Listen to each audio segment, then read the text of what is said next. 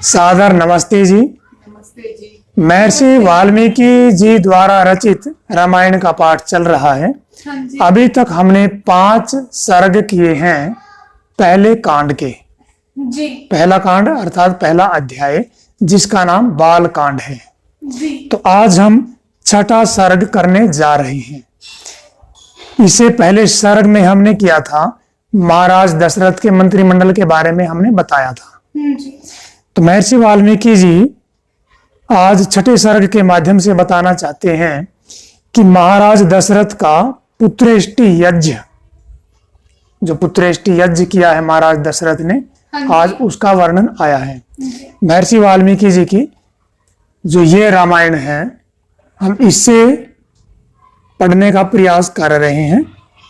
स्वामी जगदीश्वर आनंद जी सरस्वती इसके संपादक हैं।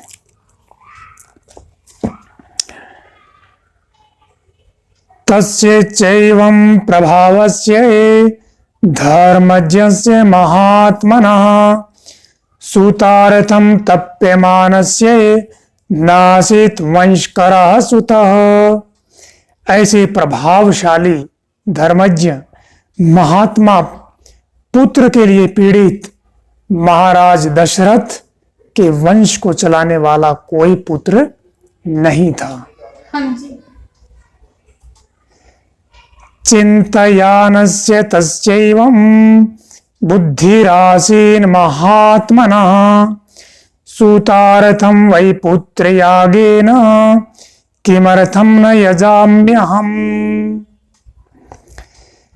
तो पुत्र उत्पत्ति का उपाय सोचते सोचते, विचारते विचारते उनको एक दिन ध्यान आया कि मैं क्यों न पुत्रेष्टि यज्ञ करवाऊं। हाँ जी। अमात्यायामश्चा ब्रवीद्राजा निश्चितां तु कृत्वा मतिं सरयवाश्चोत्तरे तीरे यज्ञ भूमिर्विधीयताम्। यज्ञ करने का निश्चय कर महाराज दशरथ ने हाँ जी। जो उनके अमात्य थे, मंत्रीगण थे, जी। उनको बुलाया और उनको सरयू नदी के तट पर अर्थात किनारे पर भूमि को समतल करने को कहा। हाँ जी।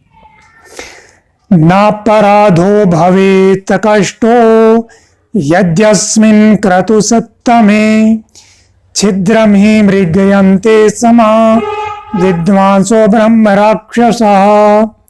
उन्होंने कहा कि यह ध्यान रखा जाए कि हम यज्ञ करने जा रहे हैं जी। और जो ये आप लोग भूमि आदि समतल करेंगे, इसके करने में भी किसी को कोई कष्ट या किसी के साथ कोई अन्याय न हो। हाँ जी। और जो हम पूरा जो यज्ञ करेंगे उस दौरान भी इस बात का पूरा ध्यान रखा जाए कि किसी भी प्रकार का किसी के प्रति कोई भी अत्याचार न हो, कोई अन्याय न हो। ऐसा महाराज दशरथ जी ने निर्देश किया अपने अमात्यों को अर्थात मंत्रीगण को। विधिहीनस्य यज्ञस्य सद्यः कर्ता विनश्यति तद्यथा विधि पूर्वं मे क्रतुरेश समाप्यते। क्योंकि उन्होंने कहा विधिहीन यज्ञ करने वाला दोनों ही विनाश को प्राप्त होते हैं, करने वाला भी और कराने वाला भी। जी। तो उसका कभी भी वांछित फल नहीं मिलता है। इस प्रकार यज्ञ को हमेशा विधि पूर्वक करना चाहिए। हाँ जी। अवज्ञान दातव्यम कस्य चिल्लीलयापि वा अवज्ञा कृतम हन्या दातारम नात्र संशय। देखना किसी को हंसी मजाक में भी कष्ट ना हो जाए, जी। इतना ध्यान रखना कि हे मंत्रीगण, जो हम यज्ञ करने जा रहे हैं, इतना ध्यान रखना कि हंसी में भी किसी को कोई कष्ट न हो।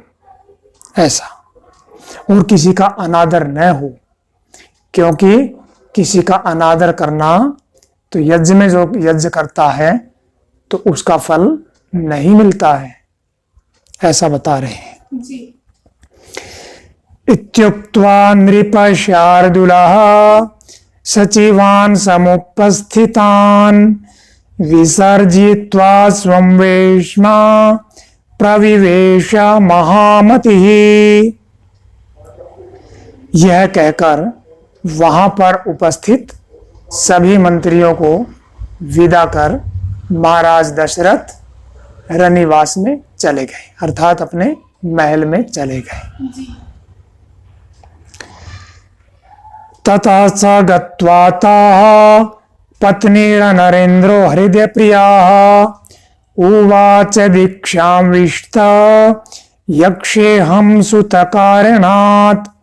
घर जाकर नृप श्रेष्ठ महाराज दशरथ ने यह सारा वर्णन अपनी महारानियों को बताया कि हम पुत्रेष्टि यज्ञ करवाने की इच्छा रखते हैं और आप सब लोग भी इसके लिए मानसिक रूप से तैयार हो जाएं। जी। तासां तेनाति कांतेन वचनेन सुव्रचसां मुख पद्मनान्य शोभन्त पद्मानि वहिमात्यये। महाराज के मुख से इस सुखदायी संवाद को सुनकर रानियां प्रसन्न हो गई, क्योंकि अभी तक कोई संतान नहीं हुई थी जी। तीनों ही रानियों को। ये अभी 7वां सर्ग चल रहा है। विषय यही है महाराज दशरथ का पुत्रेष्टि यज्ञ। एतत् श्रुत्वा सूतो राजानमिदम् अब्रवीत् ऋष्यशृङ्गस्तु तेजस्वी पुत्रांश्च त्वविधास्यति। यज्ञ की चर्चा सुनकर सुमंत्र कौन थे इनके? मंत्री या अमात्य, महाराज दशरथ के अमात्य मंत्री। एकांत में महाराज दशरथ से कहा कि तेजस्वी ऋष्य श्रृंग आपको निश्चय ही पुत्र प्रदान करेंगे अपने यज्ञ के द्वारा और यज्ञ में डालने वाली औषधियों के द्वारा, और जो आपको वो औषधियां देंगे उनसे अवश्य ही आपको पुत्र या संतान की प्राप्ति होगी। ऐसा सुमंत्र जी महाराज दशरथ को बता रहे हैं। सत्वं प्रोष शार्दूल तमानय सुसत्कृतम् स्वयमेव महाराज गत्वा सबलवाहनः। हे पुरुष सिंह, आप सेना और वाहनों सहित स्वयं वहां जाकर उन्हें आदर पूर्वक लिवा लाइए, अर्थात उनको ले आइए। किनको ले आइए? महर्षि श्रृंग जी को। महर्षि श्रृंग जी को। जी, ऋषि श्रृंगाय ना। सुमंत्रस्य वचः श्रुत्वा हरिष्टो दशरथो भवत् शान्तः पुरा महा सहामात्याः प्रययौ यत्र सद्विजः। सुमंत्र का वचन सुन महाराज दशरथ बड़े प्रसन्न हुए और रानियों और मंत्रियों सहित उस स्थान के लिए प्रस्थान किया जहां पर ऋषि श्रृंग जी रहते थे। आसाद्यतं द्विज श्रेष्ठं रोमपाद समीपगम ऋषिपुत्रं ददर्शार्थो दीप्यमानमिवानलम्। वहां पहुंचकर महाराज दशरथ ने अग्नि के समान तेजस्वी महर्षि ऋषि कुमार ऋष्य श्रृंग को रोमपाद के समीप बैठे देखा। ततो राजा यथा न्यायं पूजां चक्रे विशेषतः सखित्वा तस्य वैराज्यं प्रहरिष्टेनांतरात्मना।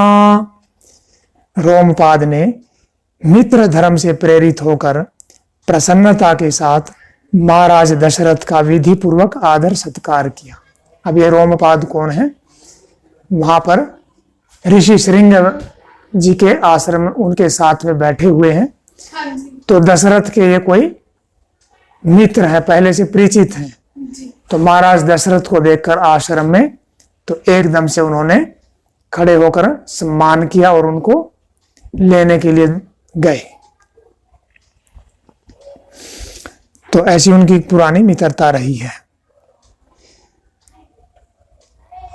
रोमपादेन चाख्यात मृषिपुत्राय धीमते सख्यं संबंधकं चैव तदा तं प्रत्यपूजयत।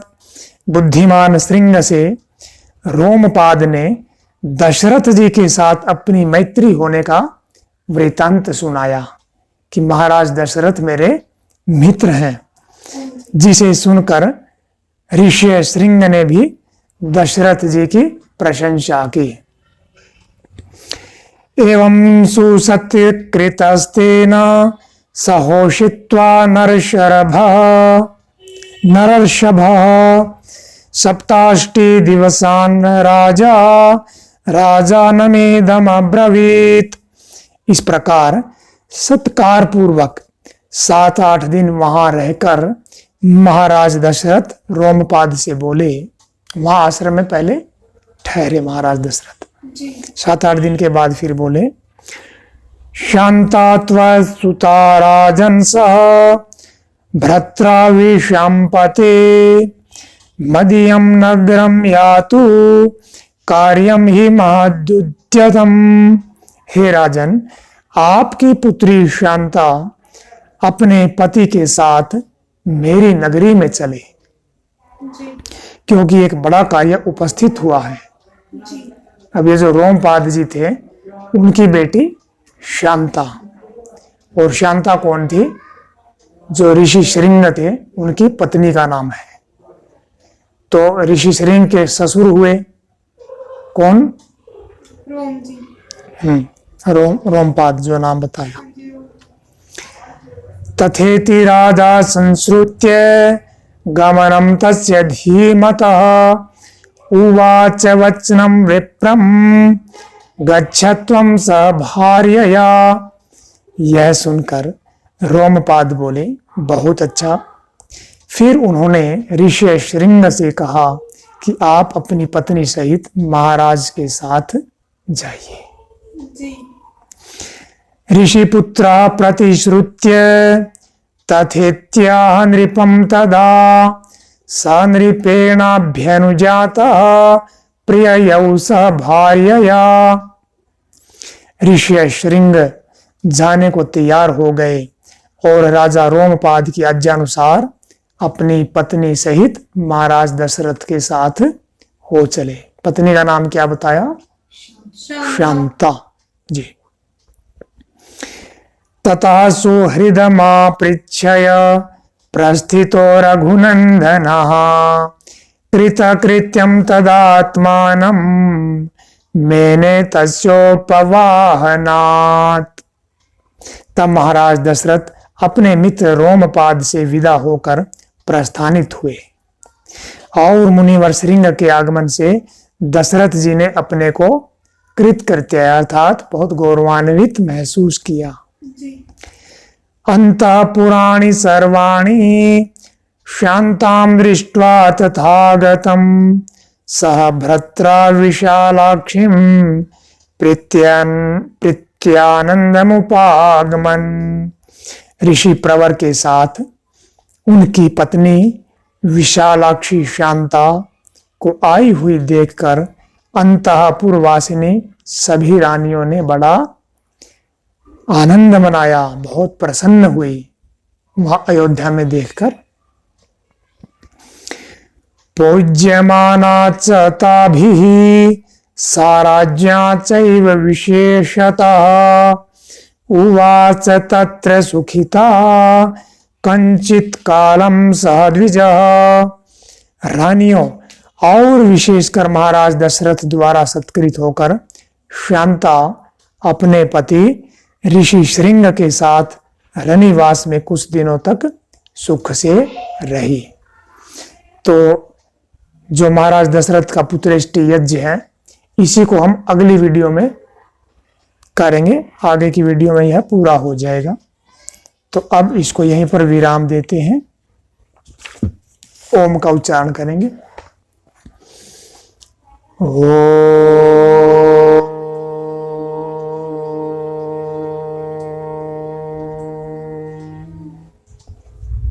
सबको सादर नमस्ते नमस्ते जी, सबका सबका धन्यवाद। नमस्ते। नमस्ते जी।